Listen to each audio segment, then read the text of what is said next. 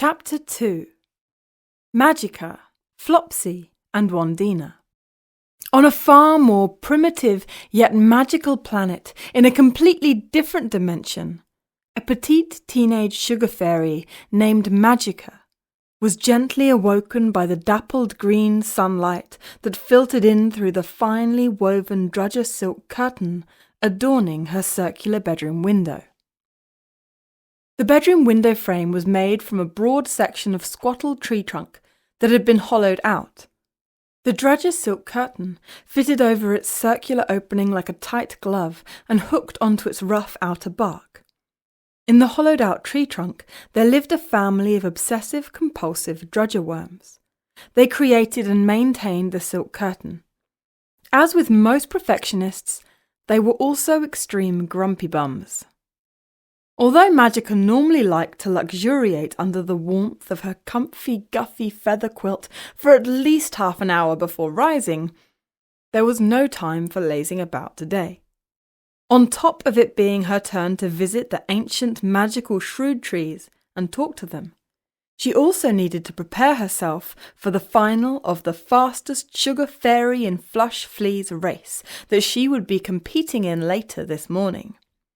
Her opponent for the final was none other than her rich and snobby sugar fairy neighbour, Wandina Flishy.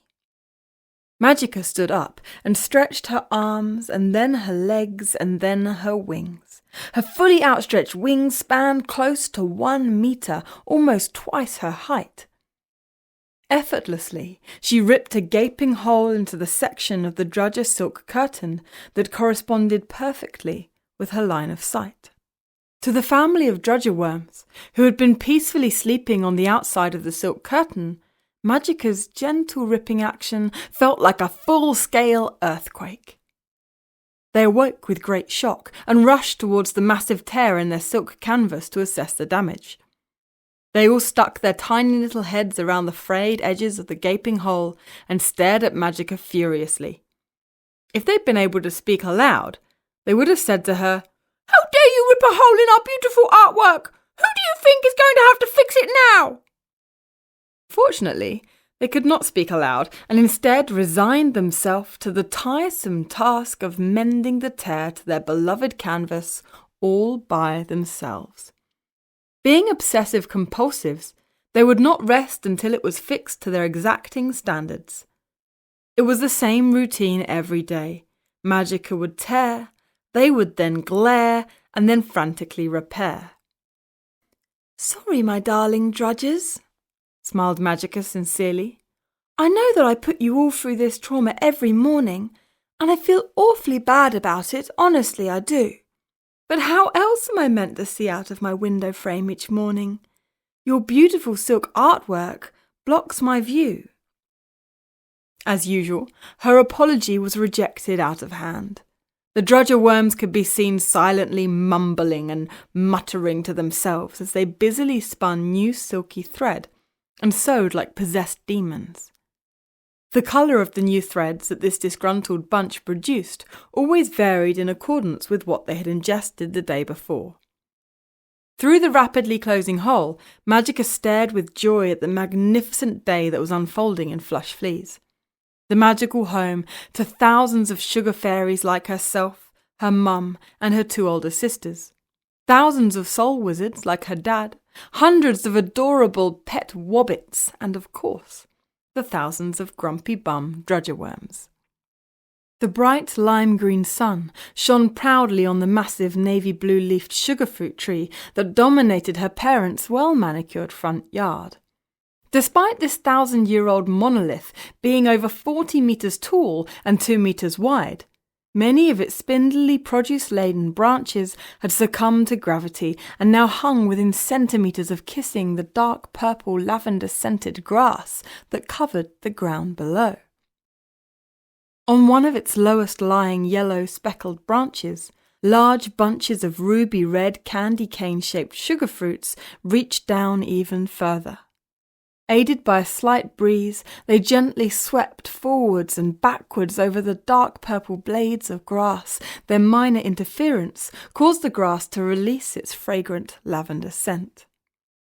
Yummy, yummy, yummy, thought Magica with delight as she stared at all the delicious sugar fruits. They were her favourite of all sugary treats, and her diet consisted of nothing other than sugary treats. You see, raw sugar is the only thing that sugar fairies can safely consume. Their digestive systems are simply incapable of metabolizing anything else. Everything else fails to break down properly and ferments in their stomachs for days on end, giving them really bad tummy aches and blackening their otherwise joyful moods. Magica also looked out with a tinge of envy at the enormous star-shaped house of her wealthy neighbours, the Flishies. This colossal 5-armed structure was built using expensive, semi-translucent pink and turquoise Zophobian crystal blocks. Whilst 2 of its pointy arms were buried thigh-deep in the orange clayey soil, the other 3 points rose high into the air. The tip of the upwards-facing arm reached a staggering 15 metres above ground level. Its thousands of alternating pink and turquoise crystal blocks projected colourful patterns into the lush carpet of dark purple grass below. It completely eclipsed the modest, twisted and bended, severely lopsided stack of crudely connected warple tree trunks that Magica's family called home. Magica was puzzled by why the Flishies chose to build their extravagant house in such a humble, working-class, flush-fleeing neighbourhood. Its enormous size, star shape and crystal cladding looked totally out of place amongst the tiny, lopsided, criss-crossing pretzel-like homes that surrounded it. The Flishies could have easily afforded to live in one of the wealthier suburbs of Flushfleas, where the use of Zophobian crystal blocks was commonplace, and astronomy-inspired designs were considered very trendy. Their house would have blended in nicely with the moon-shaped designs of the Fleeters' mansion, or the lightning bolts of the Flumbelly's award-winning creation. The odd choice of location all came down to the Flishies' extreme desire to always feel like they were better than everyone else who surrounded them. If they'd lived amongst the other wealthy citizens of Flushfleas, they would not have stood out as important. But by living amongst the common working-class riffraff, it made them feel like celebrities, like royalty. Their spoilt and pretentious sugar fairy daughter, Wandina, was given the entire left-pointing arm of the enormous star as her bedroom. 10 of Magica's cramped little bedrooms could easily have fitted into its enormous, elongated triangular shape. The internal furnishings reeked of extravagance and pomposity. From the beautifully turned Halidian iron bedposts with inlaid shimmer stones, to the pink Crungil satin bedsheets, to the purple Modestar unicorn tail hair carpeting. From the pointy tip of her crystal-clad bedroom, Wandina would stare down at Magica and smile scornfully as their eyes met. Magica always thought of Wandina as being the princess, and herself as being the pauper. Her mind swam with many vivid stories that were quite similar in nature to the stories of Cinderella and Sleeping Beauty. In the end, she became the princess, and Wandina became the pauper. However, unlike Wandina, she still treated everyone, including Wandina, with respect and kindness. Clad in little more than skimpy drudger silk pyjamas and liticky lace shoes, resembling ballet slippers, Magica hop-skipped her way towards the rickety front door of her parents' house. She hop-skipped instead of walking because sugar fairies are incapable of walking. The soles of their feet are way too springy for as static an activity as walking. They go straight from crawling to hopping and skipping. As she cleared the front door, she was enthusiastically greeted by her pet wobbit, Flopsy. This adorable, goofy-looking creature has the face of a bloated rabbit and the body of a fully grown polar bear. He's covered from head to toe in thick, long, snow-white fur. He has soft pink padded paws instead of claws, no teeth whatsoever, and his licorice black tongue feels like warm jelly. A few months ago, a young soul wizard mischievously used his wand magic to turn Flopsy's snow-white fur coat into a colourful rainbow blend. Whilst Magica thought it looked really cool, Flopsy felt awfully self-conscious and refused to come out and play. Fortunately, Magica was able to easily reverse the magic with her beautifully carved, shrewd wood wand. Flopsy was so excited to see Magica up this early in the morning. His black, jelly-like tongue bounced from side to side in his wide-open mouth, and wads of dribble sprayed out in all directions. His bushy tail did full 360-degree motions, and his rabbit-like ears stood on end. Having plastered every last inch of Magica's tiny face with lukewarm slobber, Flopsy rolled onto his back and frantically pointed with his pink-padded paws at his fluffy white tummy. "Sorry, Flopsy," smiled Magica. "I don't have time to give you tummy tickles right now. It's my turn to visit the shrewd trees, and I don't want to be late." Flopsy burst into such enormous tears of disappointment that fountains of water shot more than 2 meters into the air and created small puddles on either side of him. His intense reaction pulled at Magica's heartstrings. She was a real softie and couldn't bear to see him cry like this. "You win," she smiled, "but only for a few minutes, okay?" Flopsy's bushy tail excitedly thrashed from side to side on the ground as he arched his back and thrust his tummy upwards in anticipation. He giggled with pure delight as her delicate hands reached deep down through his fur and made contact with his extremely ticklish belly button. When she finally worked her hands towards his most sensitive area of all, the sides of his rib cage, all 4 of his limbs began to move forwards and backwards frenetically, as if he were running on his back. He yelped with pleasure in a tone that sounded almost identical to the lovable cartoon character Scooby-Doo.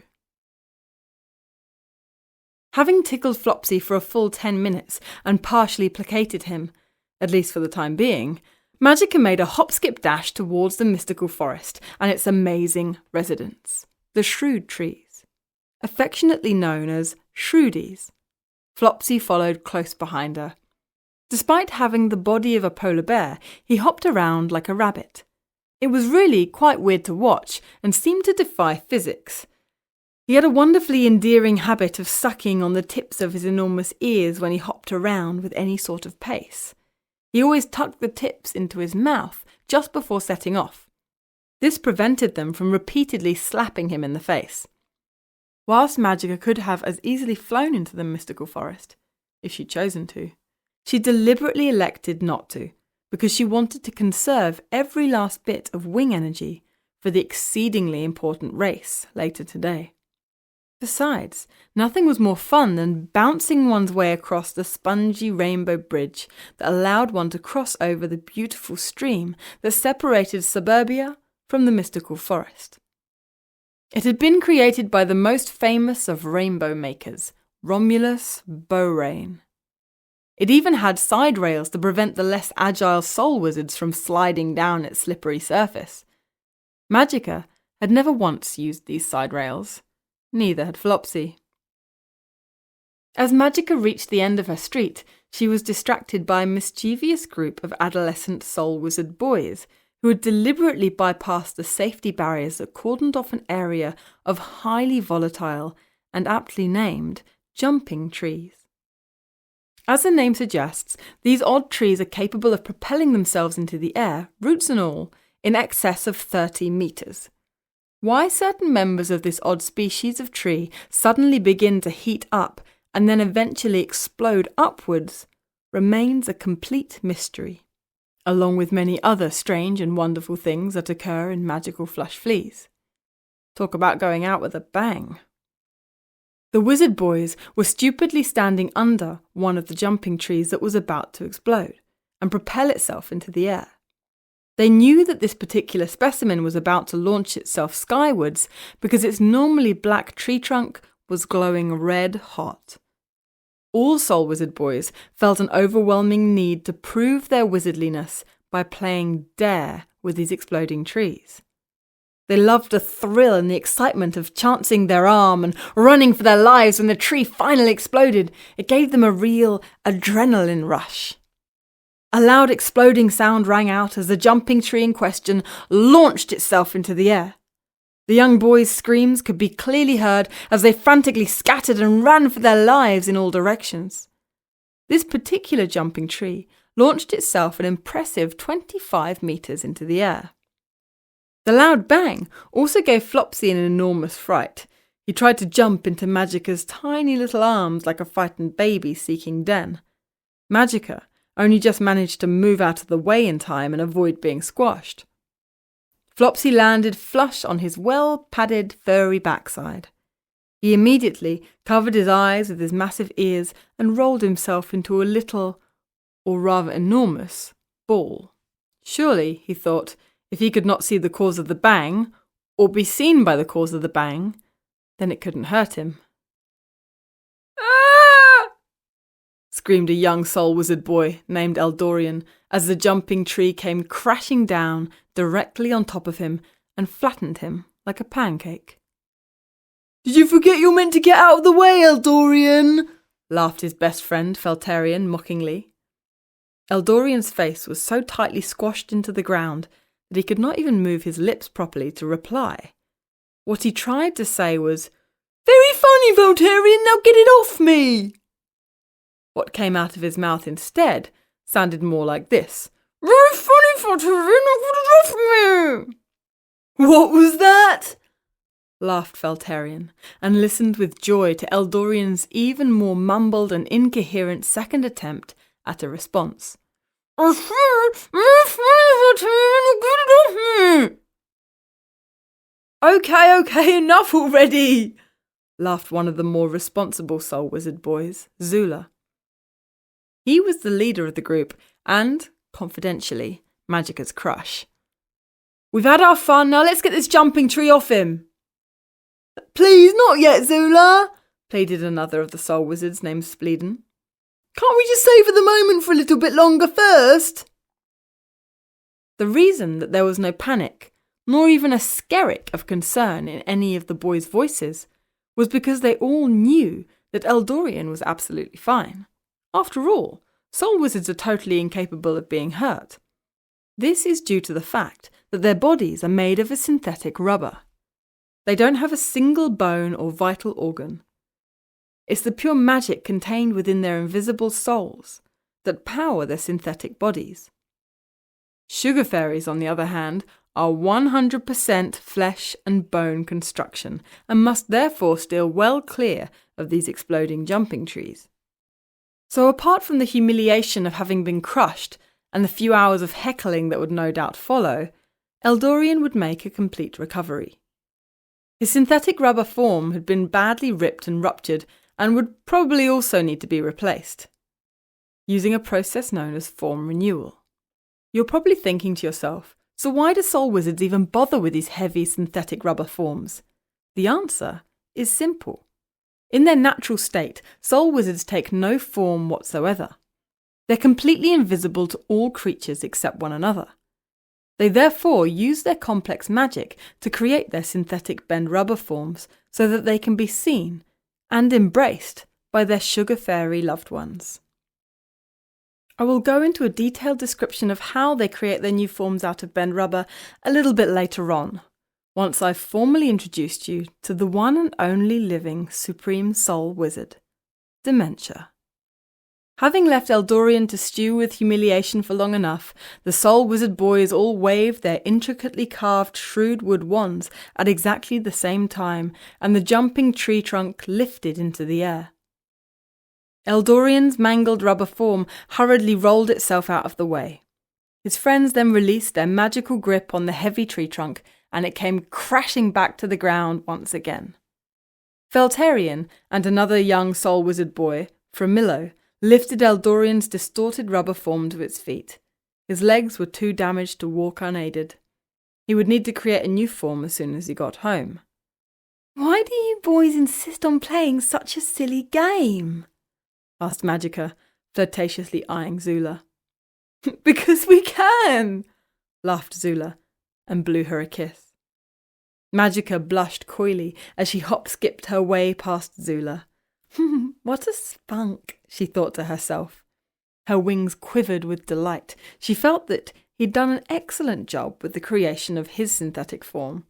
She loved his selection of indigo blue eyes, with tiny olive green speckles around the edges, blonde, shoulder-length hair, masculine square chin, and high, elevated cheekbones. He stood about 6 foot tall and assumed the body of a well-toned athlete. Magica had already made a mental note that if ever the two of them began dating, she would consider asking him to make his nose a little less pointy and to change his hair colour to black.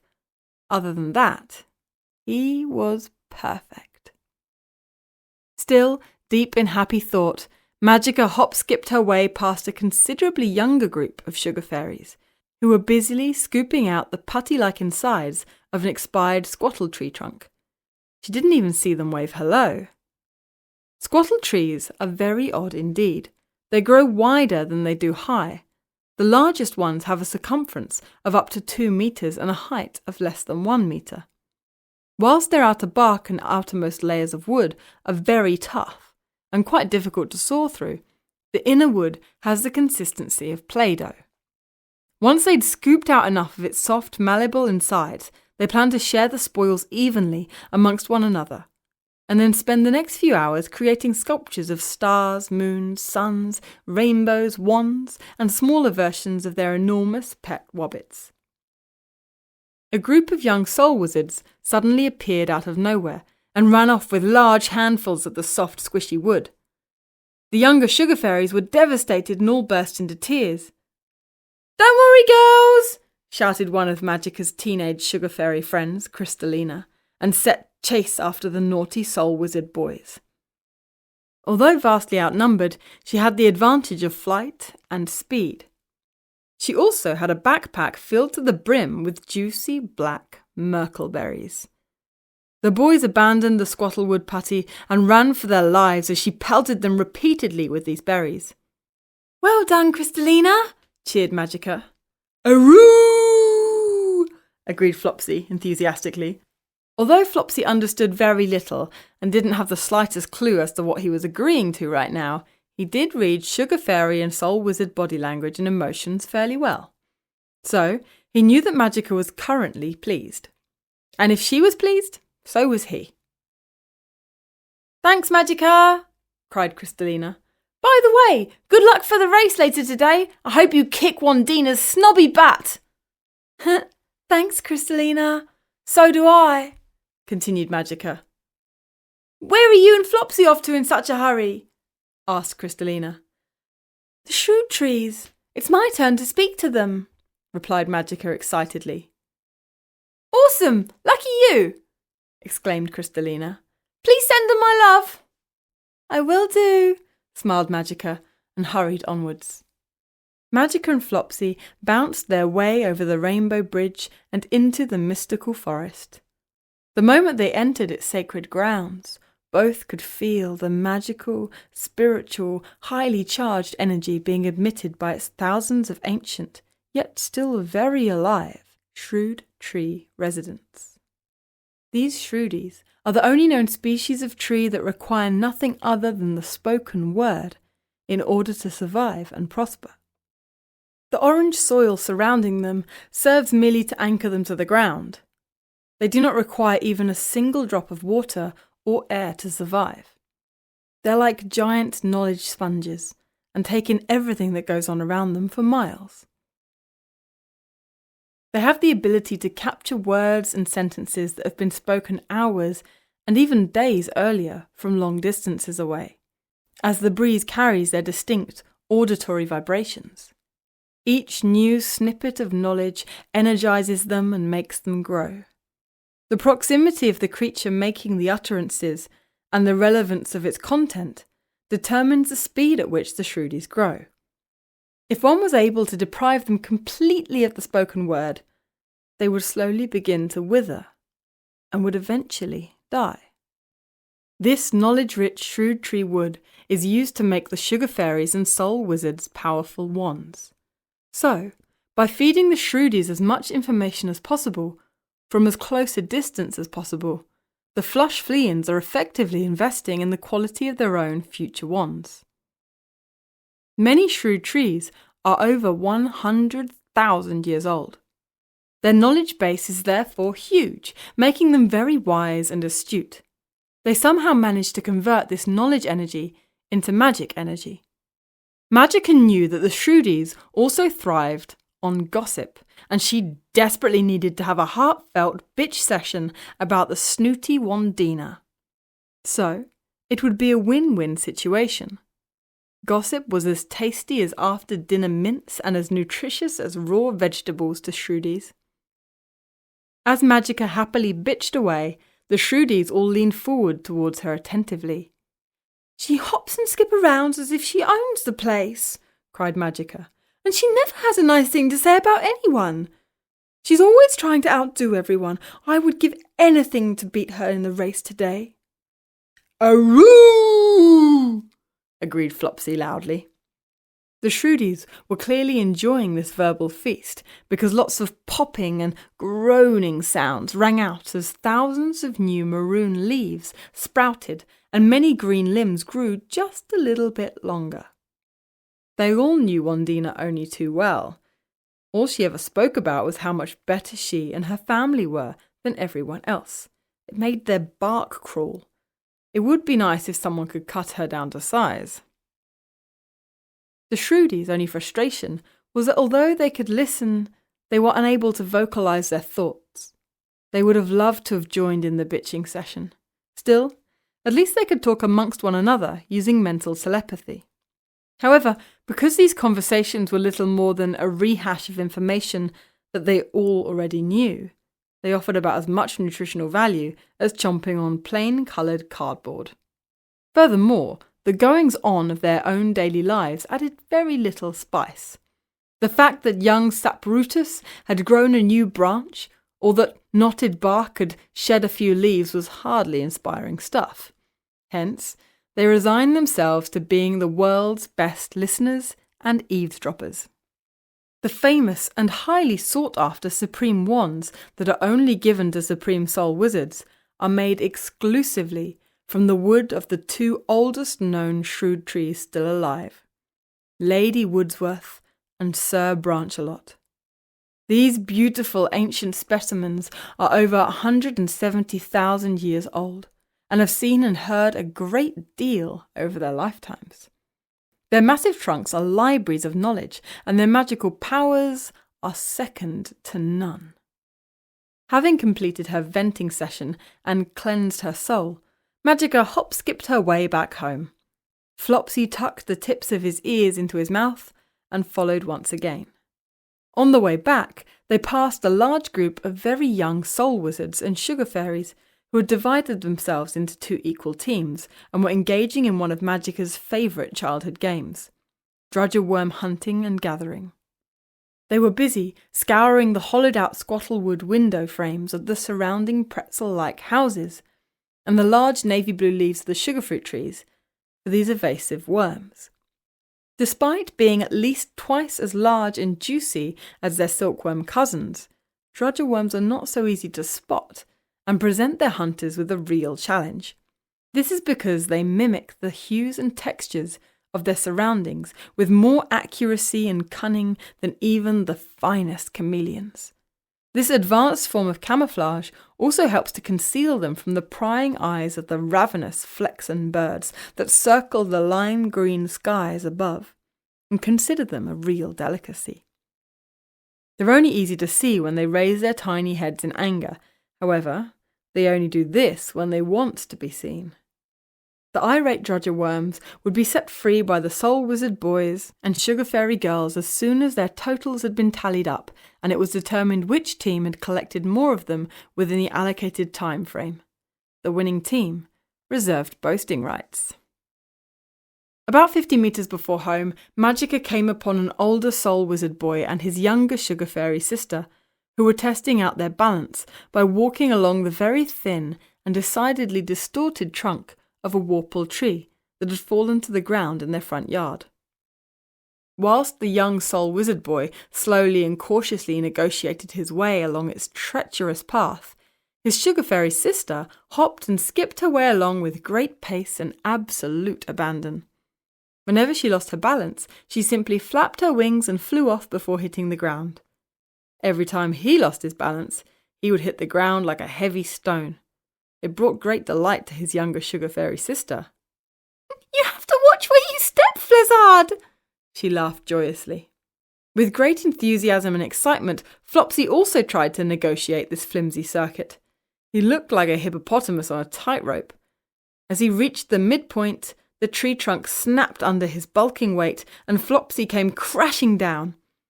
He had no idea as to what had just happened and crouched down nervously, expecting another loud explosion to follow. He placed his ears over his eyes and then his paws over his ears. "It's okay, Flopsy," smiled Magica reassuringly.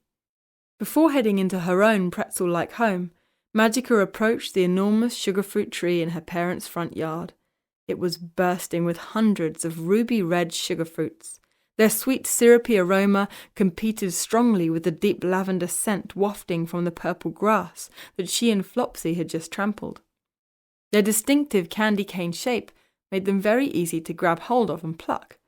They hung down invitingly in bunches of up to 10. As Magica snapped off a large bunch from one of the lower-lying branches, she jumped backwards to prevent being whacked in the face, as the branch's lightened weight caused it to viciously recoil upwards. There are many documented cases of lackadaisical sugar fairies being seriously injured by recoiling sugar fruit branches. Having captured her valuable cargo, she headed back indoors to consume them for breakfast. Before stepping inside, though, she handed one of the sugar fruits to Flopsy. They were his favourites. His bushy tail wagged wildly and gooey slobber dribbled from his lips. It always puzzled Magica why Flopsy never simply helped himself to sugar fruits from the abundant tree. The yummy fruit stared at him in the face all day long. All the other wobbits in the neighbourhood helped themselves to sugar fruits, yet he always waited for her to feed him. How could he fail to figure it out? Oh well, what he lacked in intelligence he made up for in charm and charisma. He was a very simple but lovable chap. Flopsy was not allowed inside the criss-crossing pretzel-shaped house on account of his forever molting coat and his enormous size.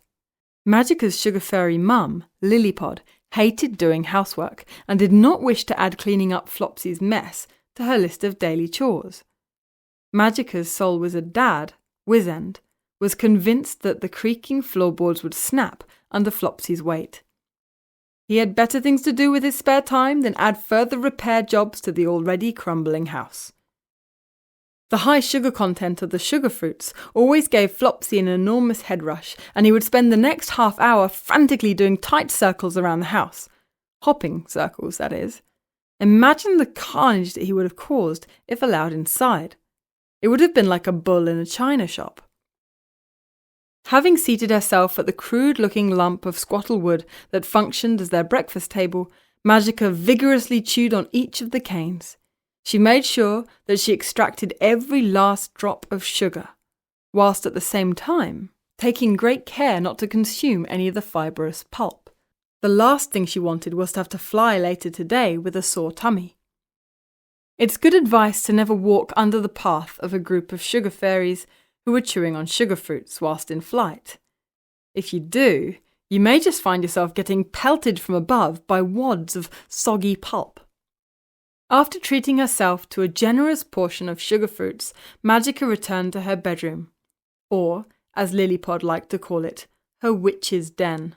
Lilypod referred to it in this horrible way because the walls and ceiling were decorated with small fragments of black Zophobian crystal that Magica had extracted from the rocky outcrops of Glem Mountain. Lilypod frequently went outdoors to discuss her dislike of Magica's bedroom with Flopsy. He was a perfect sounding board because he listened ever so intently and never once argued back.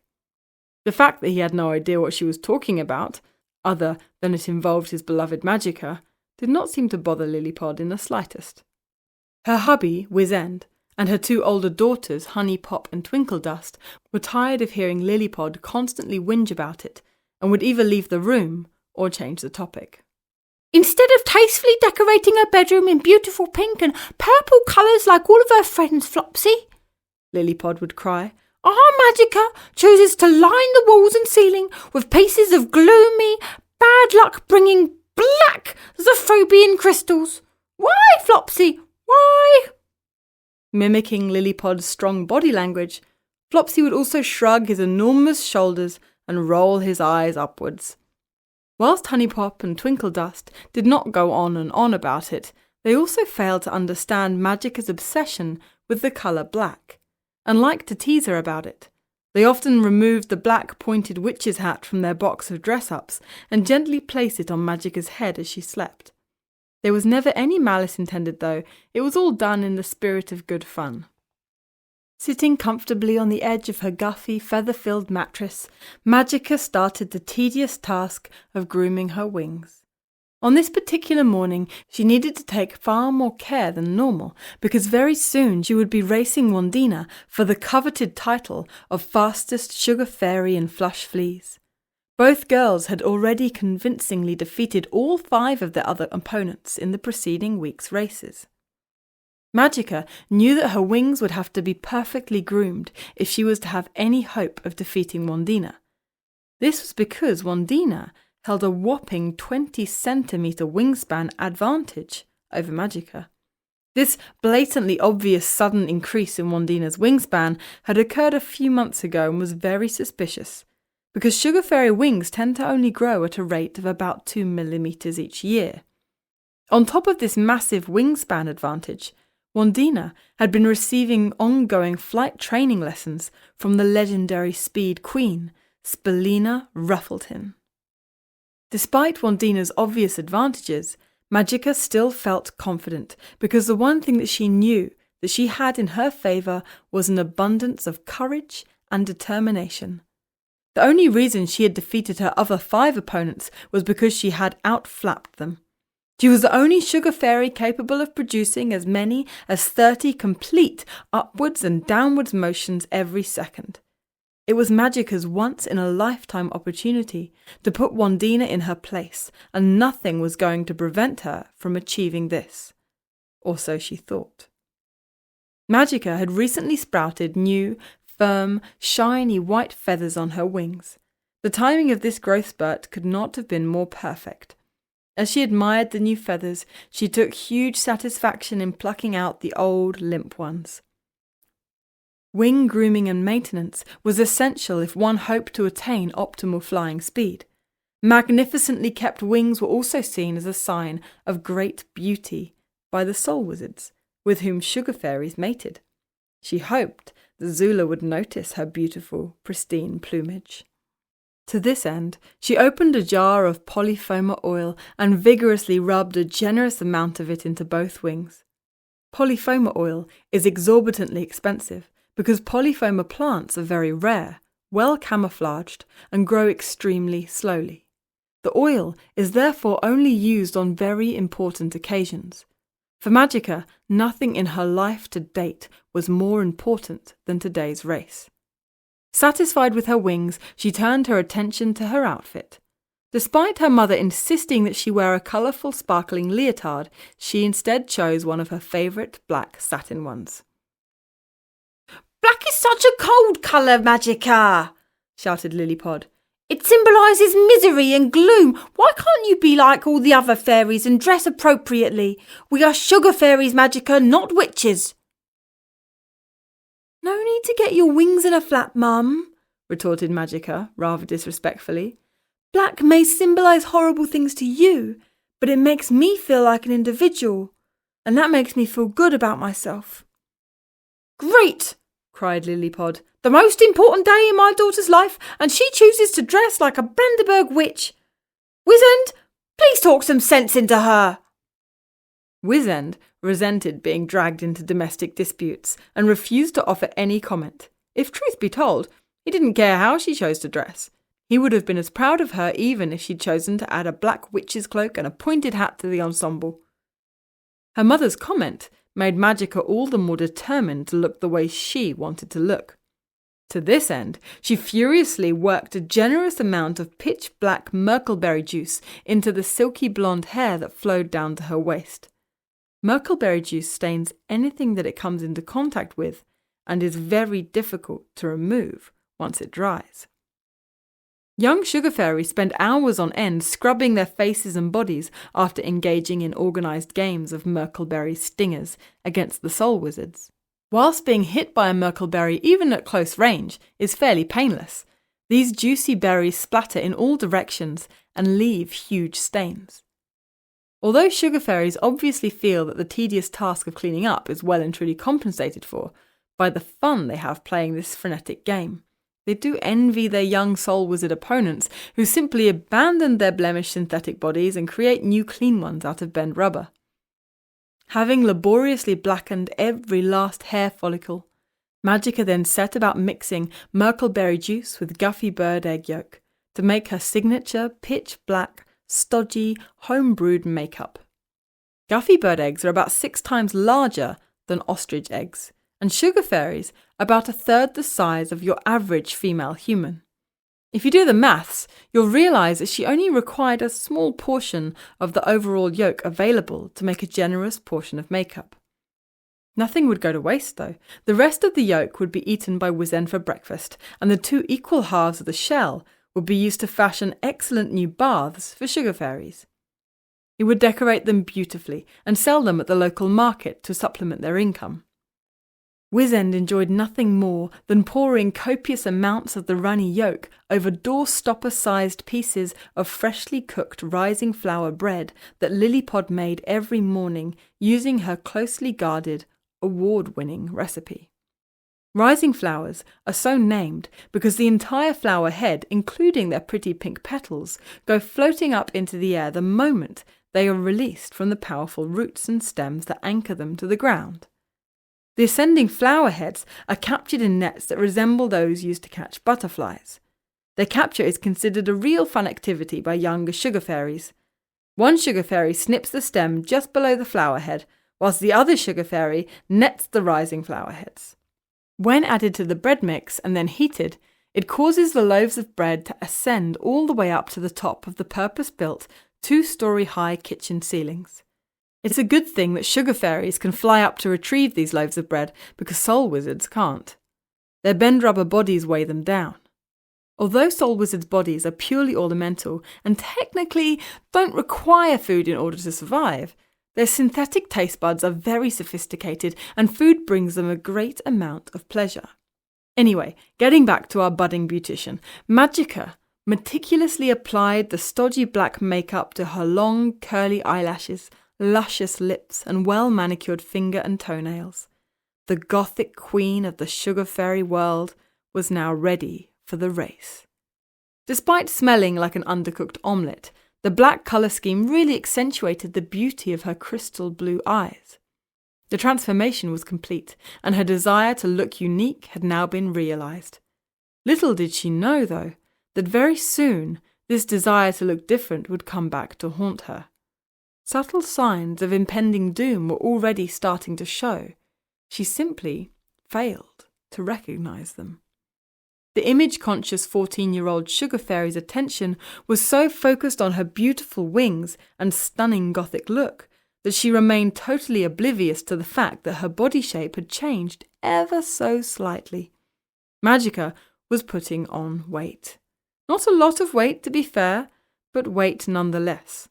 Had she been more in tune with her body, she would have realised that there was far less bounce in her movements, and that her feet were suddenly leaving the faintest of footprints in the clayey orange soil. Regarding this minor weight gain, you're probably thinking to yourself, so what? Big deal. This is an understandable reaction, given that to most creatures, slight weight fluctuation is no major cause for concern. But for sugar fairies of Magica's age, this is extremely serious, because sugar fairy weight and size is not meant to change at all once they turn 13, despite their habit of gorging themselves silly every day on an abundance of sugary treats. As a result of the weight gain, she was having trouble getting into her favourite black leotard. Its elasticized satin material cut painfully into her thighs and arms and gave her a mega wedgie. She screamed at her mother for deliberately shrinking it. She refused to change leotards, though. She was far too stubborn and pig-headed for that. She'd rather be uncomfortable than let her mother win. Besides, the black leotard was an essential part of the overall gothic look. If she put on a colourful outfit instead, she would end up looking like some sort of ridiculous hybrid. Fortunately, Lilypod was used to dealing with hormonal teenage fairies and ignored Magica's abusive barrage. She had been subjected to similar verbal onslaughts by Honeypop and Twinkledust for equally unjustified reasons. However, Lilypod was not used to looking out for teenage sugar fairy weight gain, and hence also failed to pick up on her daughter's sudden chubbiness. In fact, not a single sugar fairy or soul wizard who attended the race noticed Magica's slight weight gain. Even her secret admirer, the young wizard Zula, failed to notice this increase in her girth. He did notice her gothic transformation, though. He thought she looked really hot. He loved the fact that she was so quirky and she dared to be different. He wished that he possessed the inner courage to be more like her. Wandina was already at the start line when Magica arrived to the race. She was flexing her wings and stretching her arms, looking ever so smug. Her bright pink leotard was smothered in a glistening display of exorbitantly expensive crystals and sequins. Excellent. That'll make her just that little bit heavier than me, thought Magica incorrectly. Although it would certainly help somewhat, Magica's natural weight gain still made her the heavier of the two by a considerable margin. Wandina's wings had been especially dyed for the occasion. Pink on the outside and purple on the inside. In terms of sugar fairy and soul wizard taste in fashion, she looked exceptional. The two girls could not have presented any more differently. Magica's unusual appearance caused quite a stir amongst the more conservative Flush Fleans. "Dressed in black again?" sighed Wandina, with utmost contempt in her voice. "How dreary! Can't your parents afford to give you a little bit of colour? And what's with the black hair, eyelashes, lips and nails? You look worse than a Brandenburg witch. And what was that revolting smell? Yuck, yuck, yuck!" The only part of Wandina's comments that really upset Magica was the bit about her parents' financial situation. Despite Wizend being a poorly paid sugar fruit picker and Lilypod being a stay-at-home mum who earned nothing, both would have happily gone without anything for themselves in order to give Magica and her two sisters anything their heart desired. On the other hand, Wandina's dad, Weasel, was a very wealthy business wizard and also held the prestigious post of mayor in Flush Fleas. He was one of the most highly respected and admired wizards in the Flush Fleas community. His loyal citizens had no idea whatsoever that he was in fact a corrupt and self-serving rogue. You might say that they were far too trusting for their own good. "You can buy colour, Wandina, but you can't buy class," retorted Magica. Her response came way too late, and there was no conviction in her voice. Wandina totally ignored Magica's comment and skipped off excitedly to thank her daddy for the magnificent rainbow that suddenly materialised out of nowhere and hung spectacularly above the race arena for everyone to see. Carved into its shimmering colours in large capital letters were the words, "Go Wandina!" Weasel had secretly outsourced its construction to none other than Romulus Beaurain. Only Romulus had the expert level of rainbow-making skills required to make it last for more than half an hour, and then gradually fade away. Whilst Beaurain's services did not come cheap, money was no object for Weasel when it came to pleasing his breathtakingly beautiful daughter. "Her daddy may be able to buy her an expensive rainbow and fancy leotards, but he can't buy her a win," thought Magica, with a sprinkle of jealousy and a handful of satisfaction. This lifted her spirit somewhat, and she even managed to show the slightest semblance of a smile. Because both sugar fairies had convincingly won all 5 of their previous races to get to this point, everyone present expected a closely contested race. The anticipation amongst the crowd of onlookers was electrifying. The Sugar Fairy final was such an important day on the Flush Fleas calendar that even the distinguished Supreme Soul Wizard, Dementia, had managed to take a break from his busy work schedule in order to be here. He was given the honour of being Master of Ceremonies for the day. The aging wizard's jade-green eyes stared at Magica and Wandina intently as he made sure that both were absolutely clear as to the course of this year's final, and the rules applied. "Please remember," he stated in his deep baritone voice, "this year you are required to provide proof that you have reached every checkpoint.